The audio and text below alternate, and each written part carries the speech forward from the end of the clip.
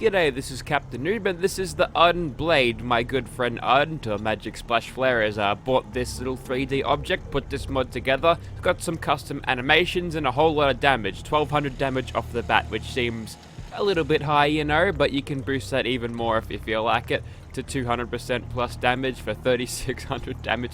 Okay, maybe we won't do that. Also, its speed is set at very fast, but it swings about as fast as a medium thing, and there's also a legendary attachment if you feel like it, but I don't think we'll need it for a 1200 damage weapon. So that's about it for the customization. Let's just get into some gameplay. Alright, time to kill some human NPCs, and this is what the Ardent Blade looks like in first person. Looks pretty good. You'll notice that we're holding it with two hands, which is accurate to how real weeb swords are used IRL, but third person animations are just your standard normal one-handed swinging, which is a little bit unfortunate. So they'll do that, which is a good swing speed, but still a little less realistic than this. But as you can tell, the swing speed is slightly worse, but generally the sort of same thing. So I'm going to use this with sneaking just to start off, because Blitz in this game was the best. I kind of don't want to use this in VATS because it will ruin the illusion of having a two-handed sword. So I'm going to creep up on these people and just whack them like that. We missed. That's okay. Oh yeah, when you hit in this game, it sort of locks you in place, doesn't it?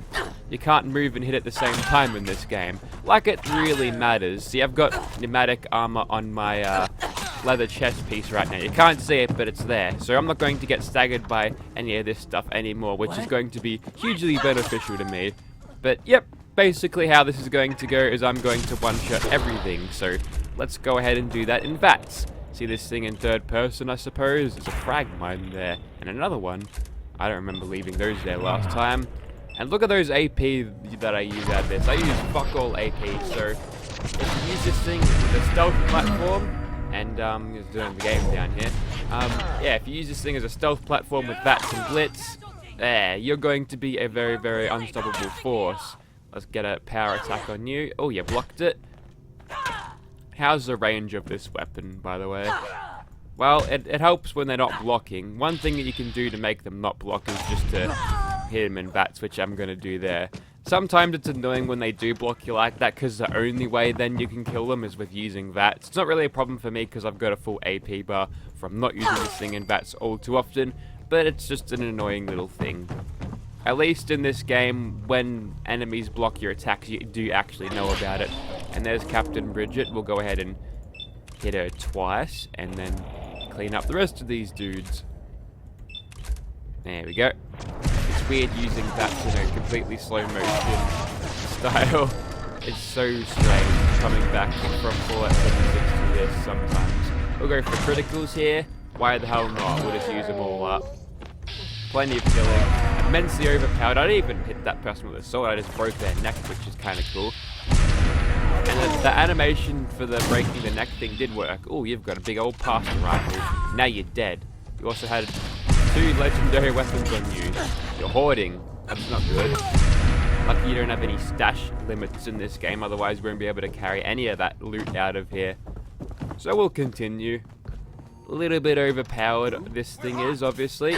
And because it is overpowered, you're going to be having an easy time with this. Maybe it's like a melee sidearm thing, because I know Ardent makes his in-game angels. He gives them all tactical gear and makes them wear like the weapons they use as well. Uses some visible weapon system, makes cool armors. A lot more sophisticated than what I do.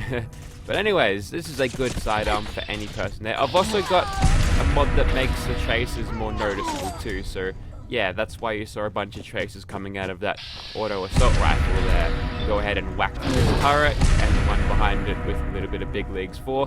And that is your lot in Gunner's Plaza. Hardly even broke a sweat. Could have probably done that without taking a hit if I really tried, but didn't really matter. We got enough hit points to really tank it out in here anyway, so we'll move on to some monsters, I suppose. Okay, I want to sneak attack crit kill the bear with this, but to do that I'm going to need a little bit of stealth blaze. I think I'm on a timer with these. It's like 30 seconds normally, but I think with Deacon's perk it's a bit longer. But still, we'll creep up to this guy. Hopefully Big Leagues 4 can get us some even more kills on the bears. And, ooh yeah, we're still in full hidden despite these bears being like 2 steps away from me. There, 12 times damage on the bear doing that. He is mutated. We'll keep spamming that crit button. 18,000 damage with the most strangest modification. Although I probably could have like turned the damage down a bit, that's for sure.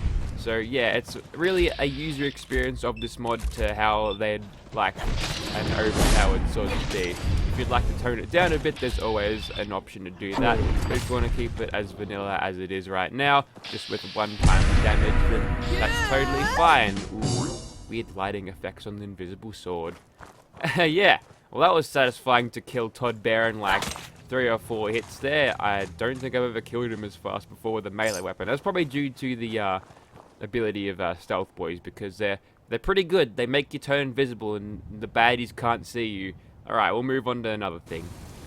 Alrighty, we're in the dead of night now, and Diablos is fighting the Wendigo looking dude as well as the Reavers. Look at the Reavers there. Yeah, stay out of it, Reaver. This fight's for the big boys only. Go for a critical on you, and we one-shot the guy. And he was like, huh? Now my friend's dead, and he's just gonna keep looking at him and then strafing side to side. There's some weird ghoul pathing right there. Okay, I don't think I expected this thing to not one-shot him, but I am noticing, what are these Reavers over here? Come back here, you little bastards. I've got a bone to pick with you.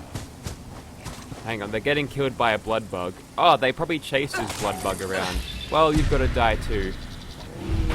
The vampiric blood bugs got demoted for glowing blood bugs in Fallout 76, so I bet he's feeling pretty angry about that. But yep, we can one-shot a Wendigo. He's got like 12,000 health.